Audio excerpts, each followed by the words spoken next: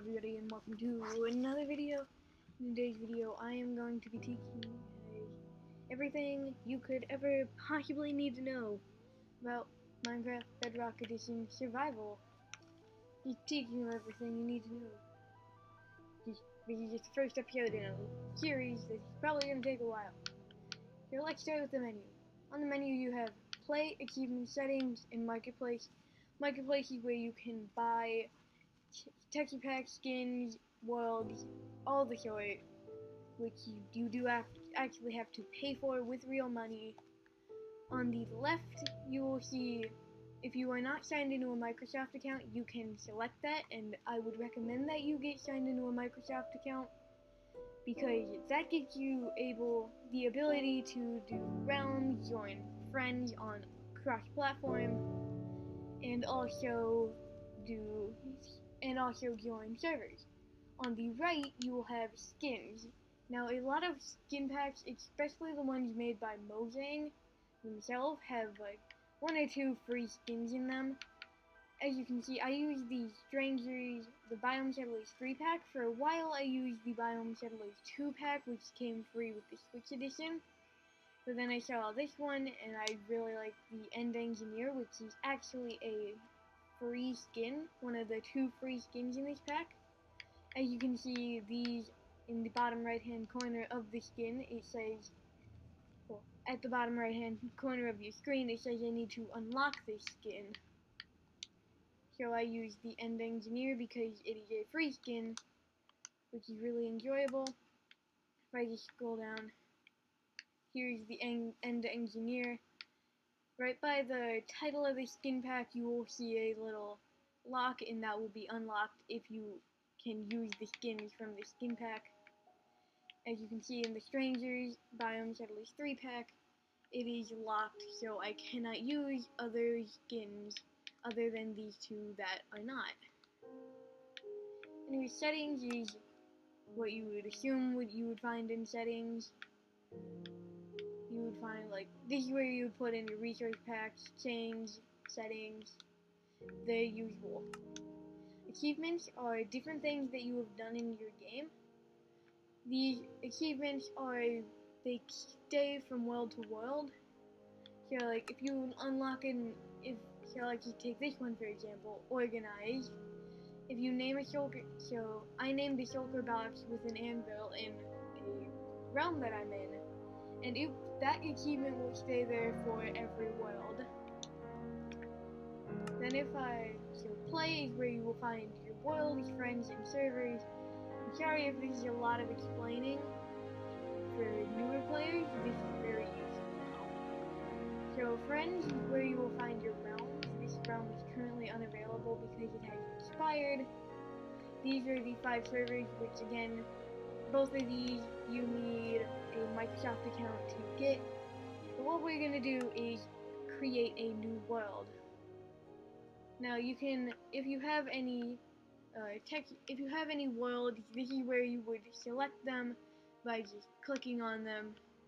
Then you would be able to get that, then it would select that world and you would create it.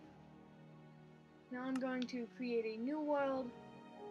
This is where you would name the world. I'm going to name it Minecraft.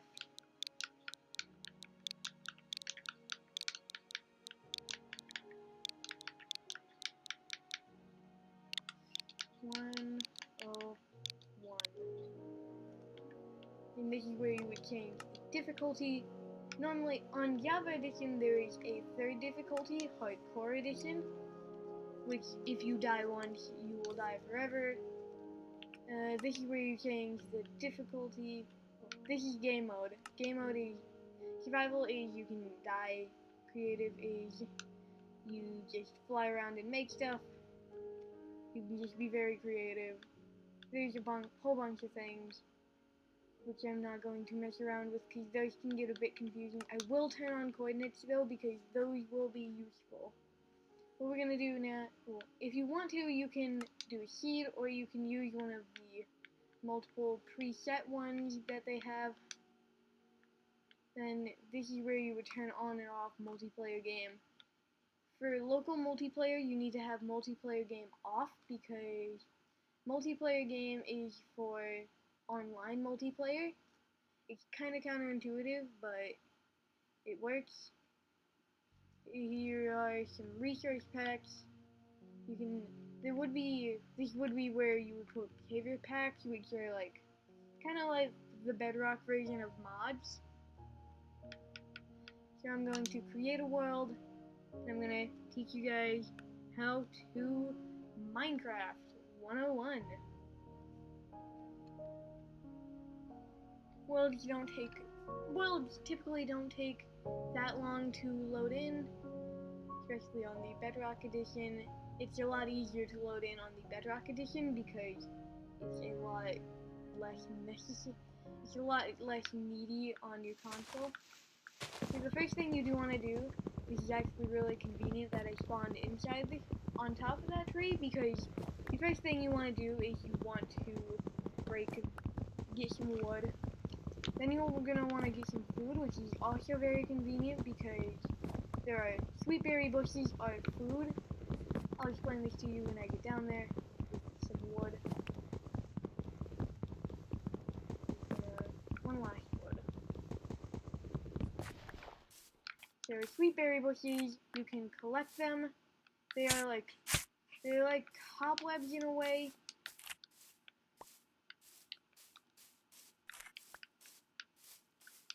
They're kind of similar to cobwebs, berry bushes. They do hurt you when you walk into them. They also slow you, but they can be very useful because mobs cannot track onto those bushes. So if you want to make a barrier for mobs that they cannot pass through, then you would use sweet berry bushes. They're also very easy to grow. You can grow them just by placing them on the ground.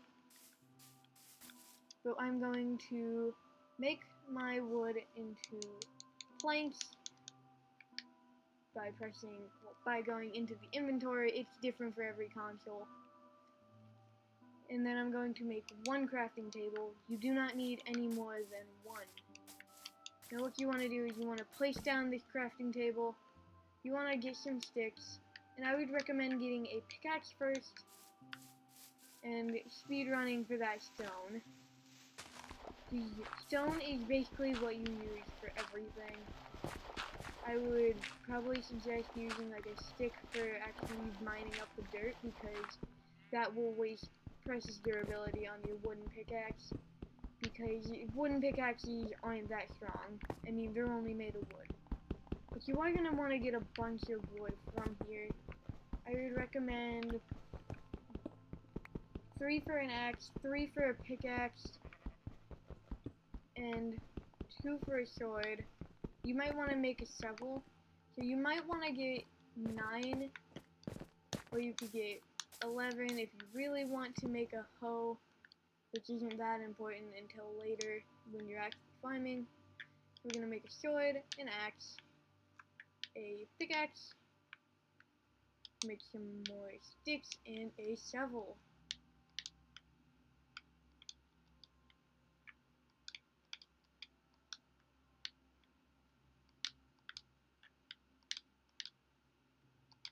So we're going to put that right there.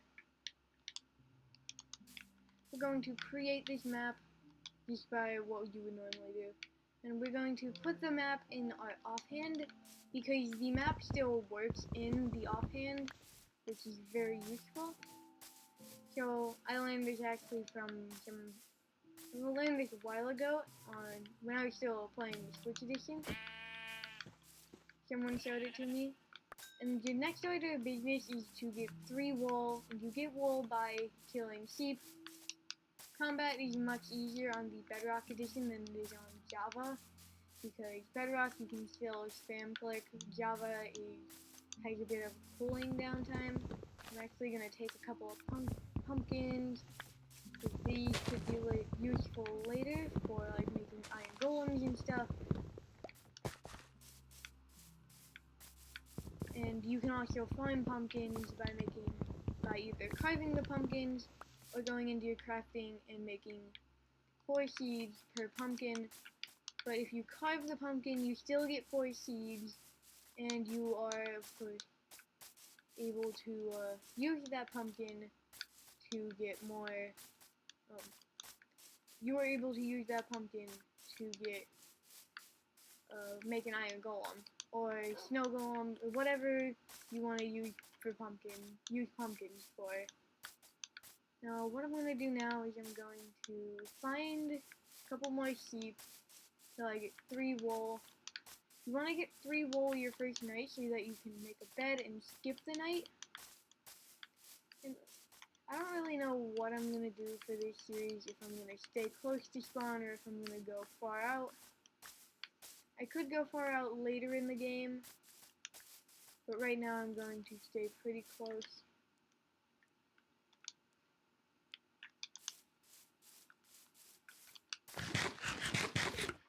If you're going to use sweet berry bushes as your primary food choice, you are going to be looking at something that isn't grass, so you can't plant them when you're eating them.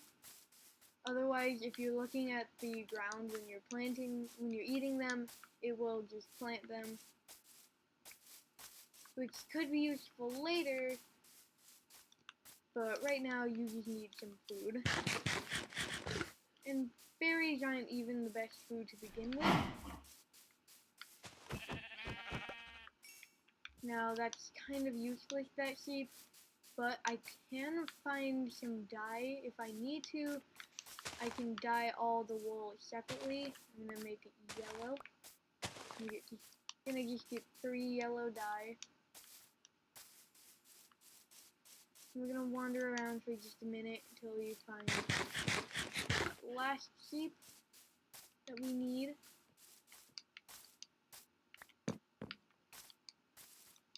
We're gonna worry about getting more wood later, I assume. Right now we are just worried about getting that bed so that we can skip the night. Okay, we don't have too long before the night comes.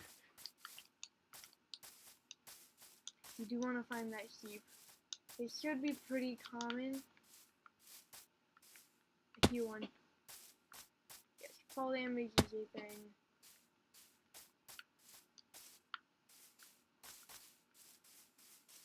I think I hear a sheep. Where is it? Where are you, sheep? Sweet berries are not a super good food choice. I wouldn't recommend going with them for the long run, because as you can see, they don't really fill up much saturation. With saturation, which is basically how long you can go between eating food. Like, golden carrots have the best saturation because they fill up a lot of saturation, which means that you can go less between eating. You can go longer between eating more. We're going to make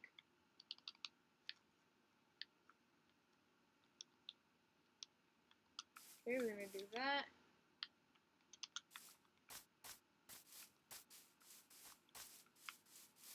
What we're gonna do, we're gonna go in this plain biome. We're gonna do that, we're gonna do that. We're going to make a bed. Another way to find a bed, as you can see over there, there is a village. That is a much easier way to find a bed. I'm going to start using some raw mutton. So actually I'm going to go take this bed and crafting table over there, because that will automatically have a bunch of beds. Normally there aren't enough villagers to take up all the beds, and there aren't enough villagers to take the beds, all of them at least, so normally there's a few beds that you can take. Oh my goodness, this has 3 clerics in it. This is really good. Normally you don't get this many. I mean, you want clerics in general, because clerics hold a fairly mid-game item. It's a brewing stand, which you need a blaze rod for, which you need to go to the nether to get a blaze rod. And so I'm going to take that, and I'm going to set up house in the church, I think is what it's formally called.